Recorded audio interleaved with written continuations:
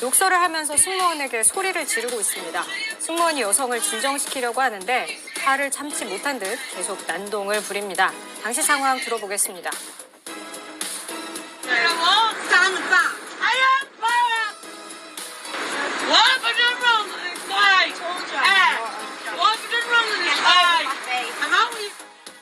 저 여성 아기가 우는 소리에 짜증이 났었다고 합니다. 여성은 비행을 시작한 지 2시간쯤 됐을 때부터 소리를 지르기 시작했다고 하는데요. 승무원들이 여성을 비행기 앞쪽으로 데려가서 진정시키려고 하지만 계속해서 소리를 지르고 점점 더 공격적으로 변했습니다. 진짜 동서를 막론하고 저런 사람은 꼭 있어요. 얼마나 다른 사람들이 힘들었을까요? 당시 이 항공기 영국 맨체스터에서 터키 안탈리아로 가던 중이었는데 여성의 난동 때문에 결국 방향까지 바꿨습니다. 저 옆에 앉으면 헤드폰 끼고 있잖아요. 헤드셋 끼고 있잖아요. 지금 시끄러워가지고. 앞뒤가 안 맞는 그런 상식에 이게 사람 우습게 생각하고 있어 사람. 사흘 정도 걸린다는 친절한 설명은 무시하고선 소리를 지르고 욕을 퍼붓습니다. 처리 안 하고 할게 하는 게 아니라 처리 안 하고. 들이 어디 있어 진짜 죽으려고 어디 사람 우습게 생각하고.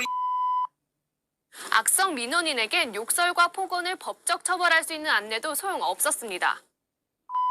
아니 진짜 죽으려고 하니까 싸가지 없이 말을 그딴 식으로 하지 말라고. 1시간 넘게 이어진 욕설은 무료 쿠폰을 줘야 끝납니다. 하나 보내줘요. 그러면 10,000원짜리 제가 사용할 수 있도록.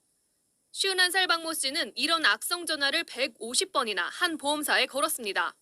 퇴사한 직원도 많고 임신한 직원이 있었는데 너무 스트레스를 많이 받아서 통화하다가 하혈을 해서 병원을 갔다든지. 안녕하십니까, 라온입니다. 오늘은 중립적 감정 노동에 관하여 이야기해보고자 합니다. 만약 소비자가 불만이 있어서 고객센터에 전화를 했다고 가정해보죠. 고객은 상담사에게 문제 해결을 요구할 것이고 그 사안이 고객 상담사 수준 이상의 권한이 필요한 일이라면 불만 고객 전담팀으로 문제를 이관하겠죠. 고객은 상담사에게는 친절과 공감을 기대할 것이고 불만 전담팀에게는 정서적으로 중립과 객관적, 공정한 중립적 감정노동을 요구할 것은 당연한 일입니다. 여기서 중요한 것은 긍정적 감정노동을 수행하면서도 상황에 따라서 다른 감정노동이 적용되는 경우가 있다는 것입니다. 항공사 승무원은 긍정적 감정노동의 대표적 직업군이죠. 하지만 불만 고객이 출연하면 조직이 승무원들에게 요구되는 것은 딱 2가지뿐입니다. 표에 나타나 있는 내용들입니다. 고객의 불만을 계속 들어줄 수 없으니 적당한 선에서 끊어야 한다. 이럴 땐 중립적, 부정적 감정노동이 적용될 수밖에 없는 상황이 되는 것입니다. 언어 표현은 중립적, 부정적 감정노동을 적용함으로써 차갑고 단호한 인상을 주며 때로는 언성을 높이기도 하여야 할 것입니다. 고객센터도 마찬가지입니다. 고객의 콜은 1분 내로 끊어질 수 있으며 이는 고객 불만 요소가 될 가능성이 높다고 합니다. 시간이 오래 걸리고 상담사보다 높은 권한이 필요한 사항에 대해서 고객 불만 전담팀에 넘기고 상담사는 일반적 콜에 대한 업무만 다시 신속하게 처리하는 경우가 대부분이죠. 하지만 전담팀으로의 이관에도 한계가 있죠. 이중 기준에 맞지 않거나 고객이 더 이상 전담팀과의 통화를 원치 않을 수 있다는 것입니다. 이런 상황에서 상담사는 하루에 몇 건은 불만 고객 응대를 할 수밖에 없는 상황에 처하게 되는 것입니다. 이런 불량 고객의 형태적 분류는 다음 표와 같습니다.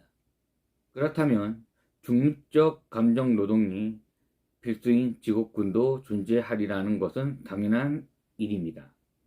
먼저 의사라는 직업을 소개해 보겠습니다. 의사들은 대부분 환자의 특정 증상에 대한 사실이 아닌 감정이나 느낌을 표현하는 것을 싫어하는 이들이 존재한다는 것입니다.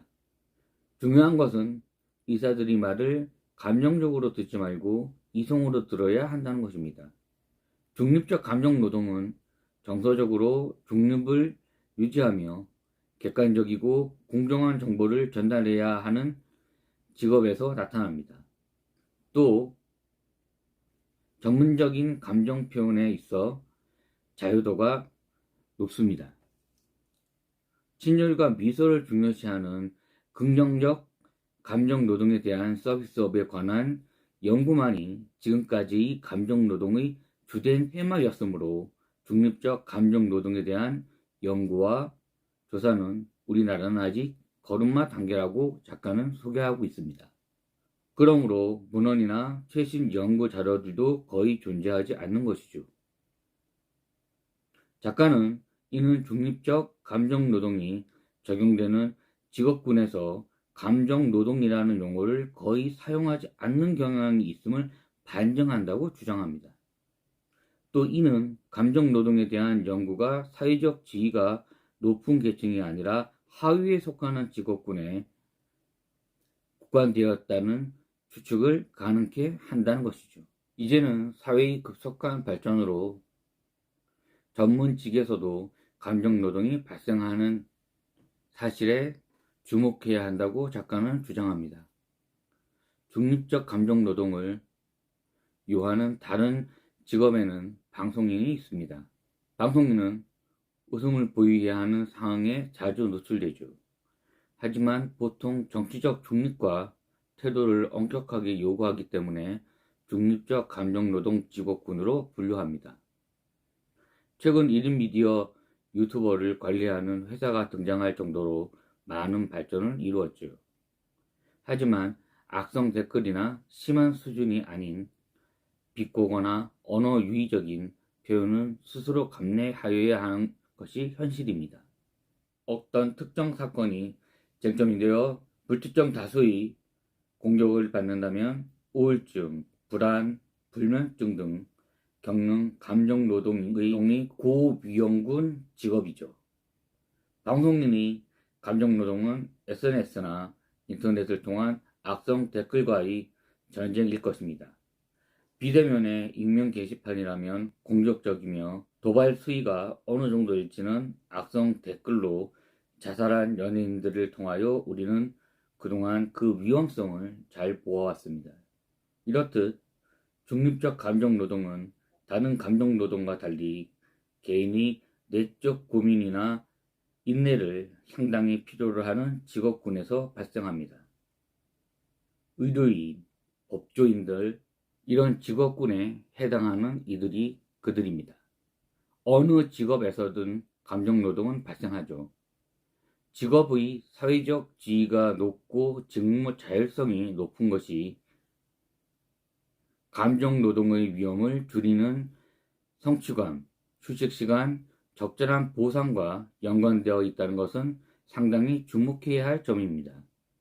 감정노동의 종류가 1 정도 되는 사건에 장시간 노출되면 감정노동이 2나 3으로 상승하는 것과 같은 것입니다. 적절한 휴식은 감정노동을 줄이는 필수 요인이라는 것입니다. 살펴보았듯 중립적 감정노동도 우리가 생계를 위해서 일하는 데 있어서 필요한 겪어야 하는 감정노동 중 하나입니다. 하지만 그 성격은 긍정적 감정노동과 부정적 감정노동 사이에 있는 것이 아니라 처음 영상에서 소개하였듯 감정노동은 다차원적 개념이라는 의미에서 긍정적 감정노동을 요하는 필수적인 직업에서도 나타날 수 있다는 점이 상황에 따라 발생할 수 있다는 점이 이번 독서를 통해서 저도 새롭게 깨달은 부분입니다. 다음 시간에 뵙겠습니다.